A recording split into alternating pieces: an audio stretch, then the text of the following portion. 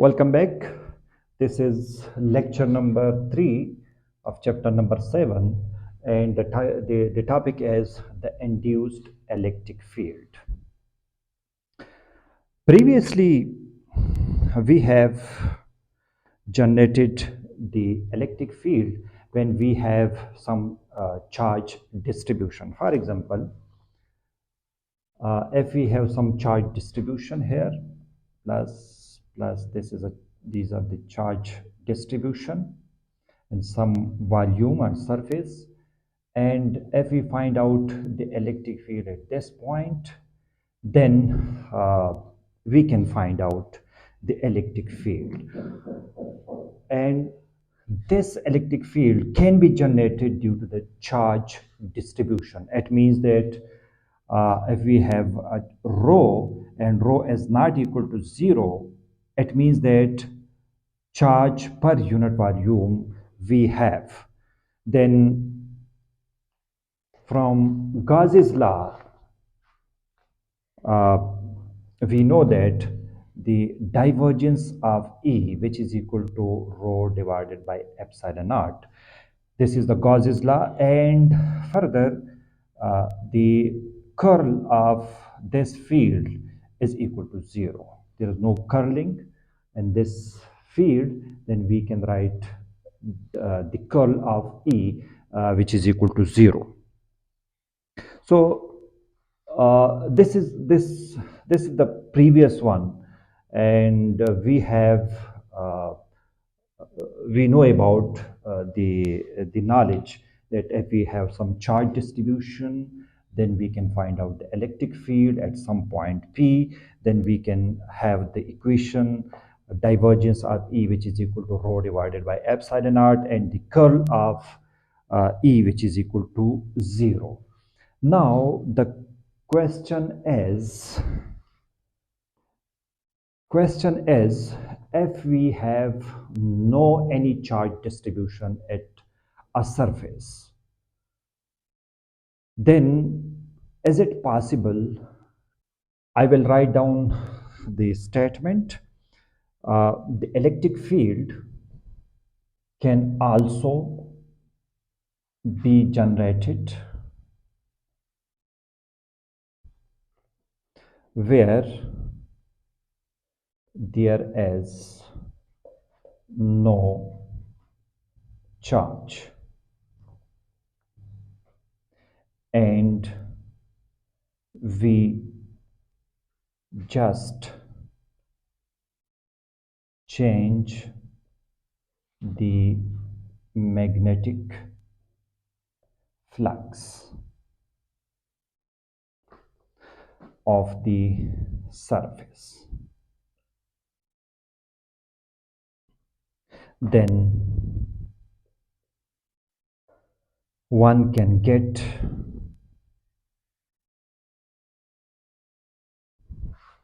del cross E, which is equal to minus partial B divided by partial T. Consider here we have a surface, any surface, and there is no charge distribution, and this surface has been placed in a magnetic field, and if we change the magnetic field with time, then the flux change in this surface and an electric field can be generated. So this is the mechanism, and this law is known as the Faraday's law.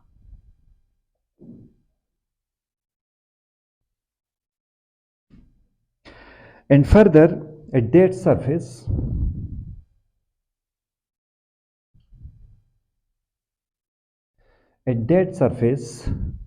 the magnetic flux, the magnetic field is equal to mu naught J, and this is known as the Ampere's law.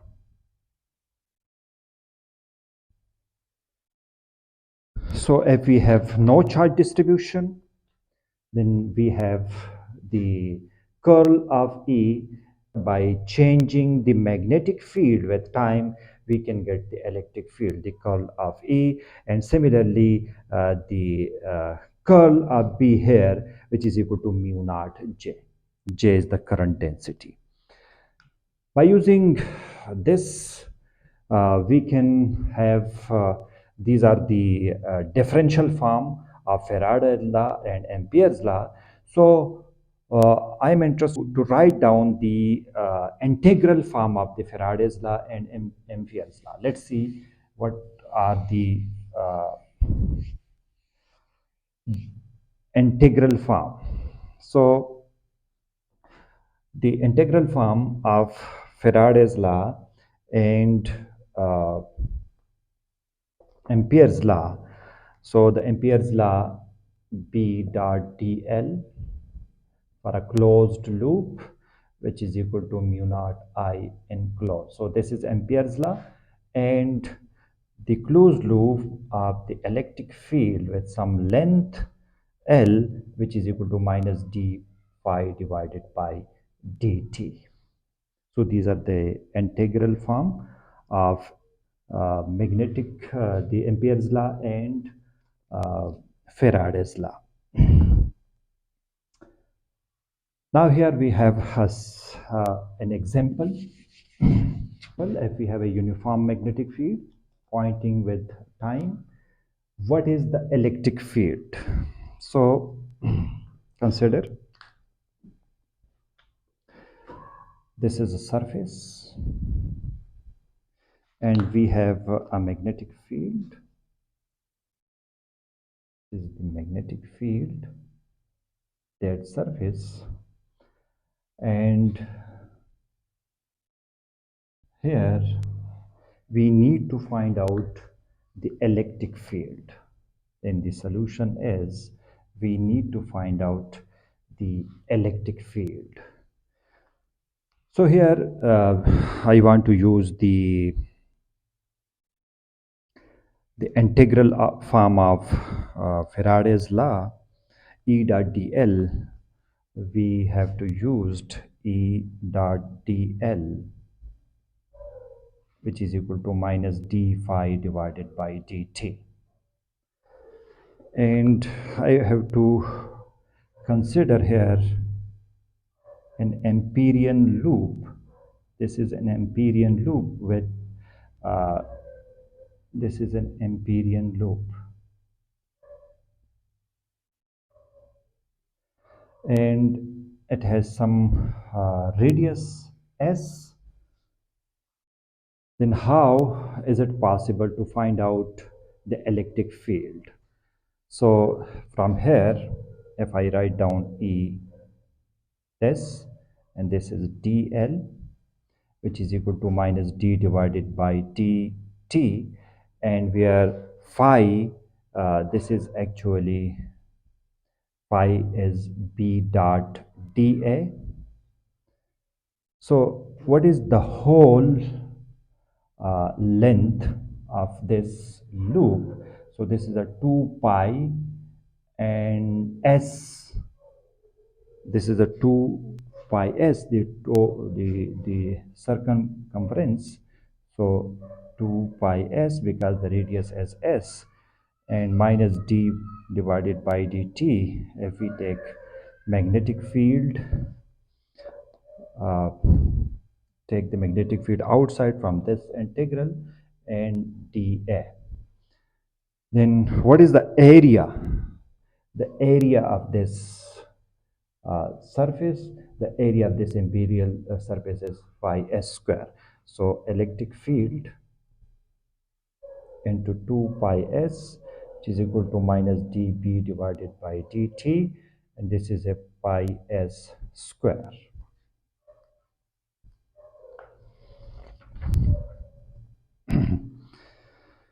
To find the electric field, we have to shift this 2 pi s from the equality to the other side, and the electric field must be equal to pi s square minus pi s square divided by 2 pi s and dB divided by dt. So let's see, pi will cancel with pi and s will cancel with this. So the final result must be equal to minus s divided by 2 dB divided by dt, and phi is the unit vector. So this is the solution and this is the electric field. The next topic is the inductance. Consider we have two surfaces. Let's see, we have two surfaces, this and this. And if a current is flowing in this surface, this is a loop 1 and this is loop 2. So this is the loop and a current is flowing in this. So a magnetic field is generated here, and this magnetic field uh, generated and may have such kind of directions. This magnetic field B1, because magnetic field is generated in loop 1, then we can call this B1. So how to understand this next? Uh, if I write down that, consider we have two loops of wires at rest. These are the two loops, loop 1 and 2, and these are in rest. If we generate I1, this is I1 current in loop 1, then this produce a magnetic field B1. Here some of the fields, if you look here, some of the field lines, magnetic field line is passing through this loop 2. So if I write down like this here, some of the field lines, means magnetic field lines, pass through loop 2. So this is the statement. I have write down this, uh, and what will happen if these magnetic lines are passing through this loop, then the flux of this uh, loop 2 will change. And if we consider the the magnetic flux of this loop 2 be phi 2, then how we can write down next? Let's see what will happen. Let phi 2 be the flux of B1 through loop 2. Then B1, this B1 can be calculated using Biot-Savart law.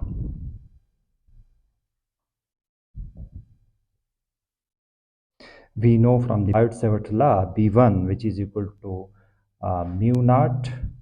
We have discussed this Biot-Savart law in the previous electromagnetic theory 1, and dl1 cross r and this r, because here dl1, if I consider dl1 some length here, this is a dl1, and the distance from this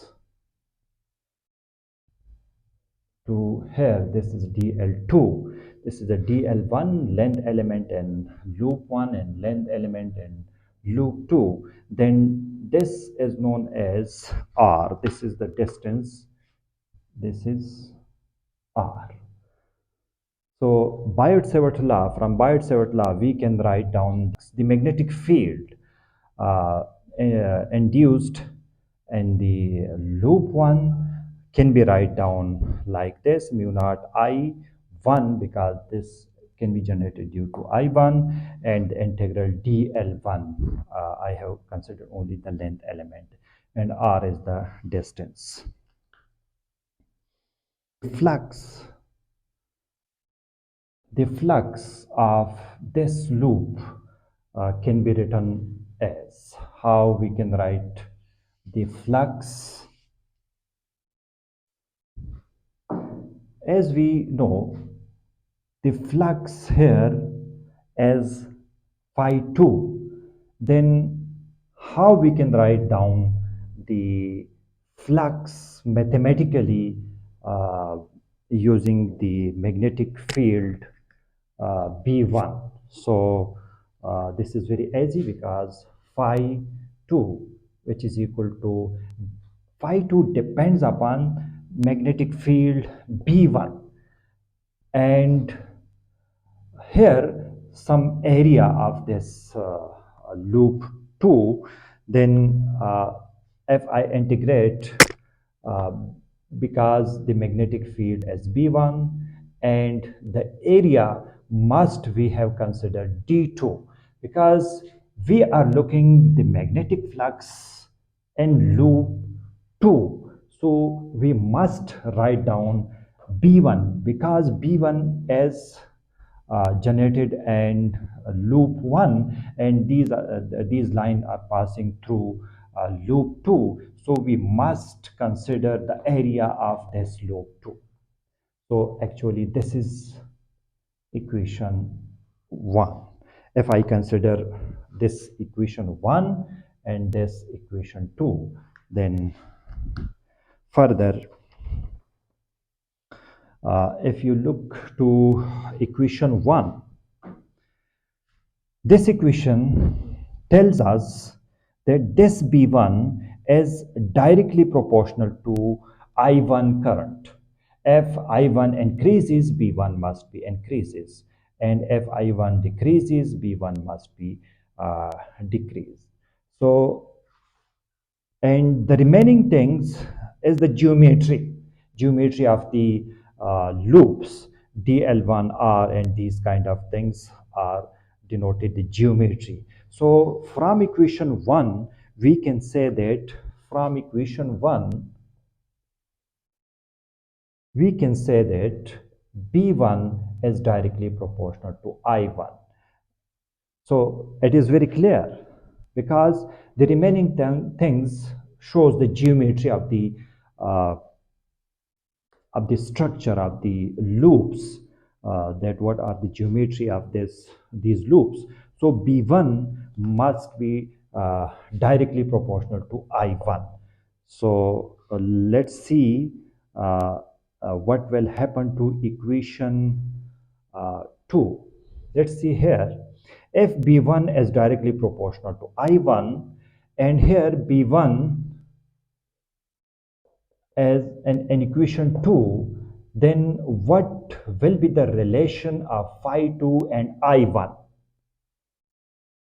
So here equation 2 depends on B1, and B1 is directly proportional to I1. It means that phi 2 must directly proportional to I1. From equation then, from equation 2, we may write phi 2 is directly proportional to I1. So this is important. And if I write down this phi 2, if I remove the proportionality here, then we can get M21 and I1. So what is this M2 as? This constant depends upon the geometry of the system.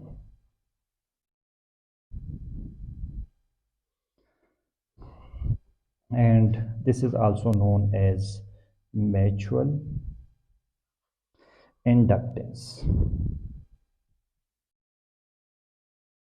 The question is, what is M21? The mutual inductance, how we can calculate. From the previous equation that we have already calculated, that the flux, the loop 2 must be equal to this. And we also know from the previous knowledge B1, which is equal to curl of A1, and A1 is the vector potential at loop 1. Putting the value of B1 here, then phi 2, which is equal to del cross A1 dot dA2 using Stokes theorem. So phi 2 will be equal to integral of A1 dot dL2. So the surface integral is converted to the line integral. This is the Stokes theorem. We also know that from the previous study that this A1, the vector potential, which is equal to mu naught I1 divided by 4 pi and dl1 divided by r.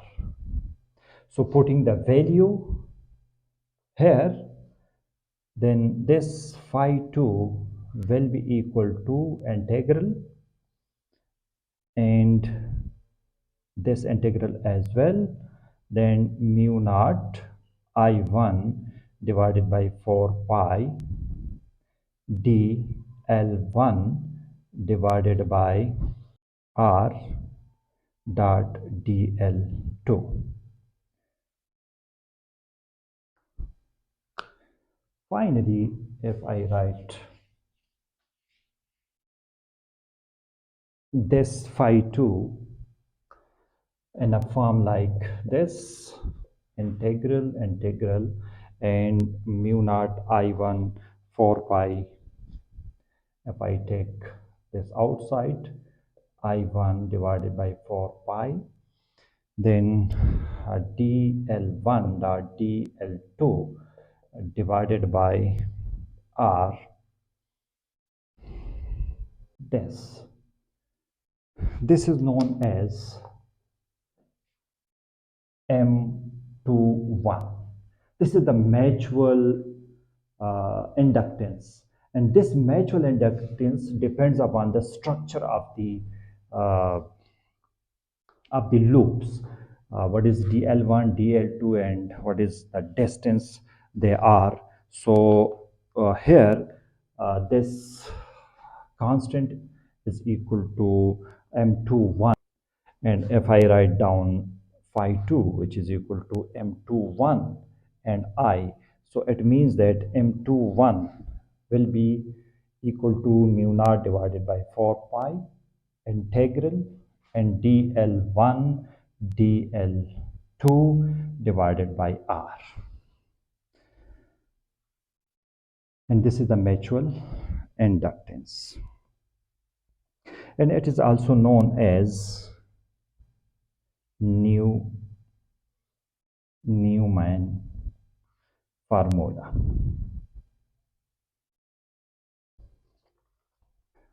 From this, we can write that here M21 is a pure geometrical quantity because it depends upon the geometry of the loops. And further,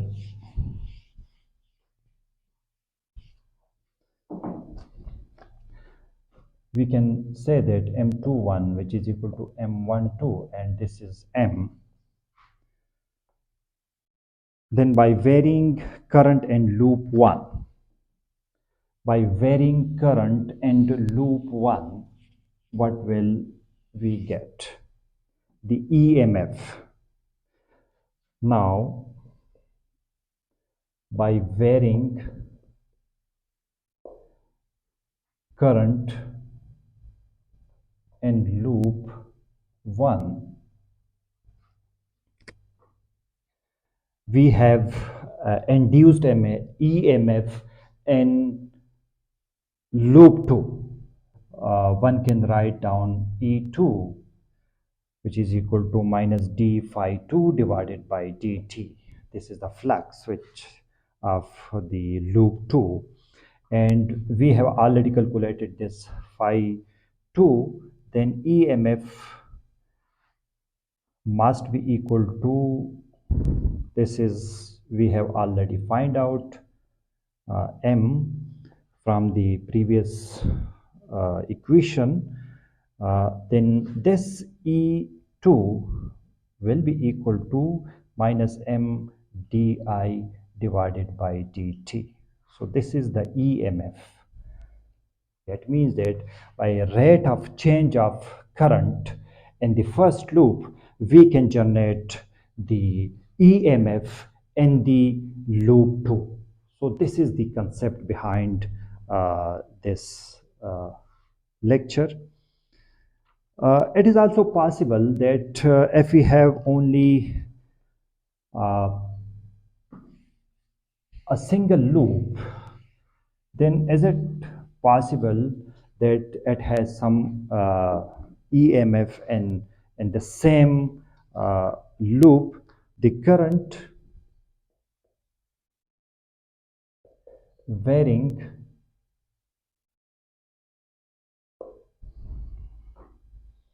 in loop itself also generate EMF. And then for this, the flux is equal to Li, self-inductance. This is called the self-inductance.